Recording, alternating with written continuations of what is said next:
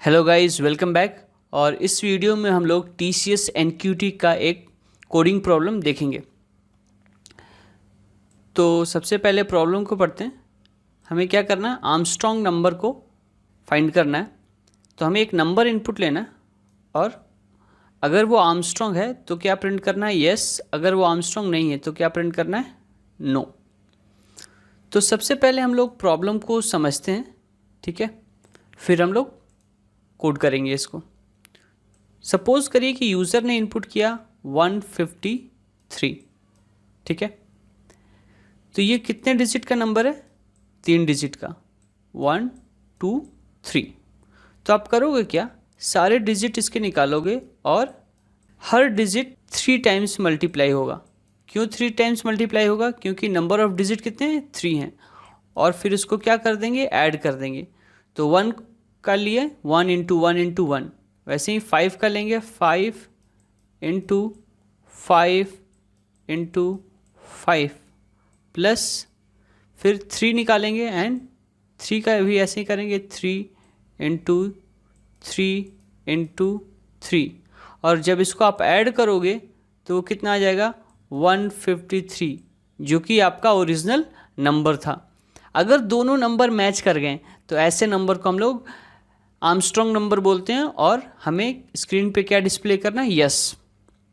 In the same way अगर 153 नहीं आया, मतलब अगर वो नंबर जो आपने इनपुट किया अगर वो नहीं आया, तब हम क्या डिस्प्ले करेंगे, नो डिस्प्ले करेंगे, राइट। तो चलिए स्क्रीन पे चलते हैं और इसको कोड करते हैं। तो यहाँ पर मैं C++ चूज़ कर रहा हूँ कोड करने के लिए। आप कोई भी लैंग्वेज चूज़ कर सकते हो, फील फ्री। आप चाहे C यूज़ करो या C++ यूज़ करो या पाइथन यूज़ करो या जावा यूज़ करो, इट हार्डली मैटर्स।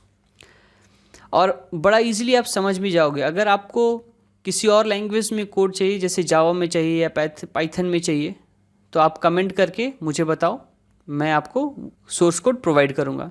और मेक श्योर कि आप हमारा टेलीग्राम ग्रुप ज्वाइन कर लो, वहाँ पर मैं रिसोर्सेज आपको प्रोवाइड कर सकता हूँ। तो सबसे पहले लिखते हैं हैश इंक्लूड आईओ स्ट्रीम,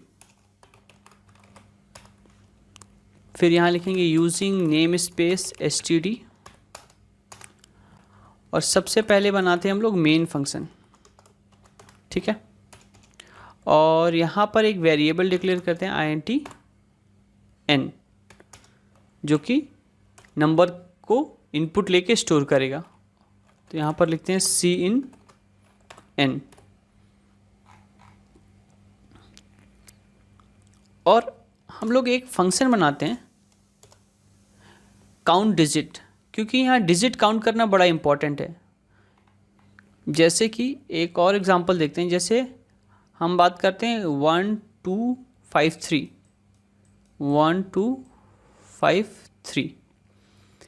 तो इसमें 4 डिजिट हैं, तो हमें क्या करना होगा, हर डिजिट को निकाल के 4 बार मल्टीप्लाई करना होगा, 4 times, 1 into 1 into 1 into 1 plus 2 into 2 into 2 into 2। वैसे ही हम 5 के लिए भी करेंगे एंड डॉट डॉट डॉट 3 के लिए भी करेंगे, ठीक है।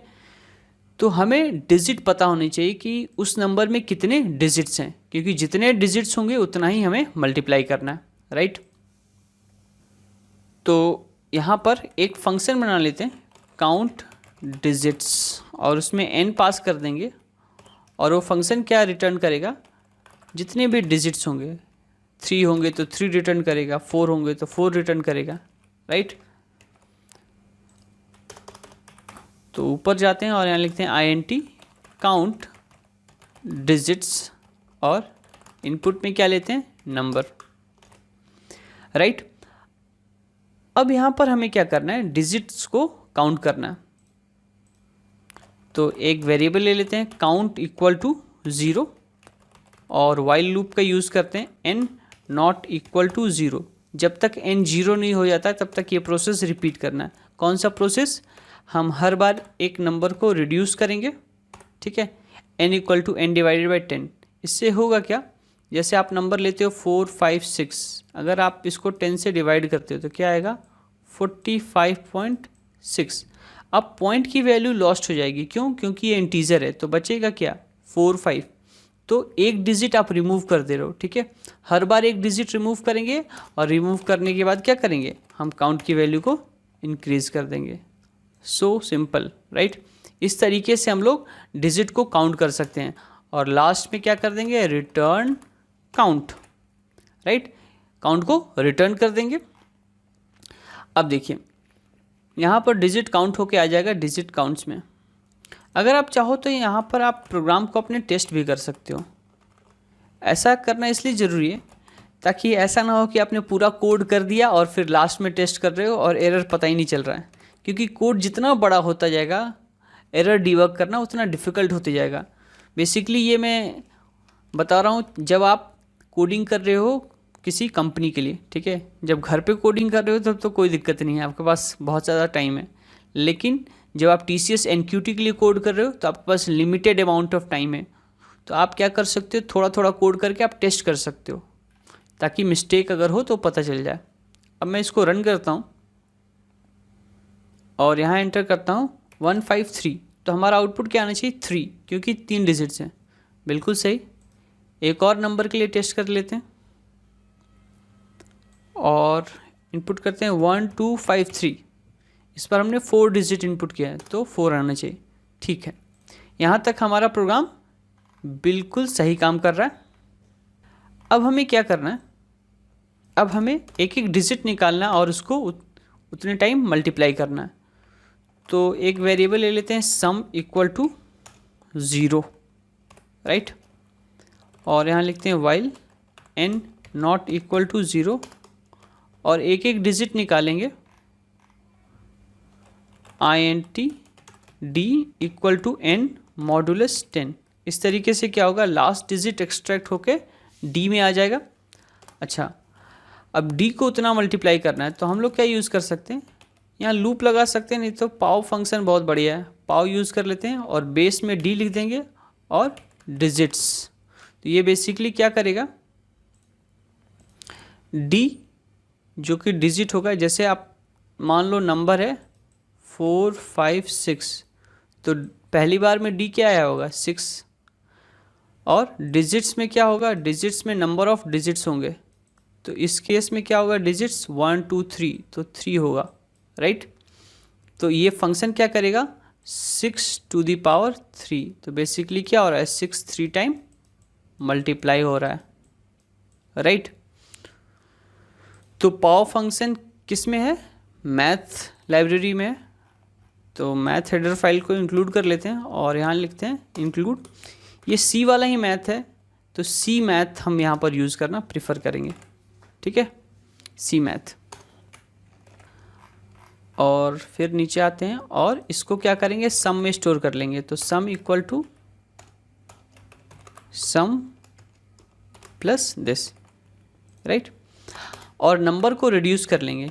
अगर नंबर रिड्यूस नहीं करेंगे तो हर बार लास्ट डिजिट को ही क्या करेगा, मल्टीप्लाई करेगा। तो हमें सारे डिजिट्स का ऐसे ही करना है। फिर हम क्या करेंगे, बाहर आके कंपेयर कर लेंगे।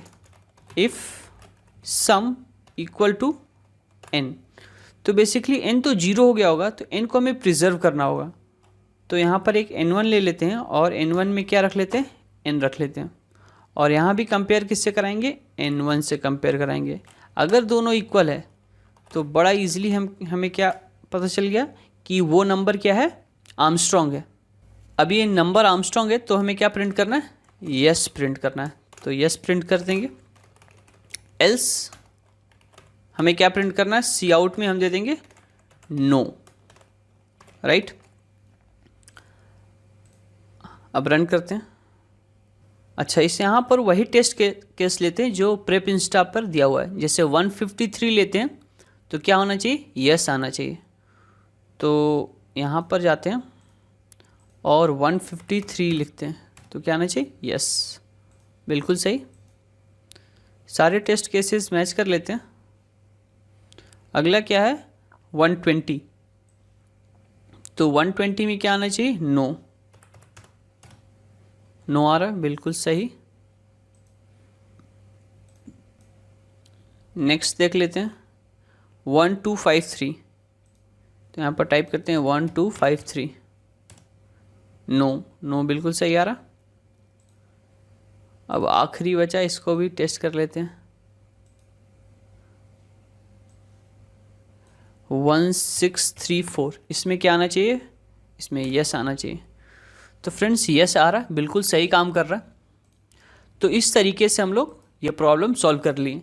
तो आप देख सकते हो इसका डिफ़िकल्टी लेवल बहुत ही मॉडरेट लेवल है, बहुत ही सिंपल प्रोग्राम है। अगर आप थोड़ा सा प्रैक्टिस करके जाओगे तो आप बड़ा ईजिली कर पाओगे। लेकिन दिक्कत क्या होता है फ्रेंड्स, वहाँ पर अनलिमिटेड टाइम नहीं होता है। अगर छोटा सा ही बग आ जाता है तो कई बार रिजॉल्व करने में टाइम लग जाता है। तो आप क्या करोगे, सारे प्रॉब्लम्स प्रैक्टिस कर लोगे। तो इससे होगा क्या, वहाँ पर आपका टाइम बहुत कम लगेगा, राइट। और मोस्ट ऑफ द टाइम क्या होता है कि इससे मिलते जुलते ही प्रॉब्लम्स टीसीएस पूछता है। तो ऑल द बेस्ट। तो आप बड़ा ईजिली उसको सॉल्व कर सकते हो, राइट। So thank you. अगर आपको ये वीडियो अच्छा लगा तो प्लीज़ थम्स अप दे दीजिए। अगर आपके मन में कोई क्वेरी है तो आप कमेंट बॉक्स में पूछ सकते हो। Okay, so thank you for watching.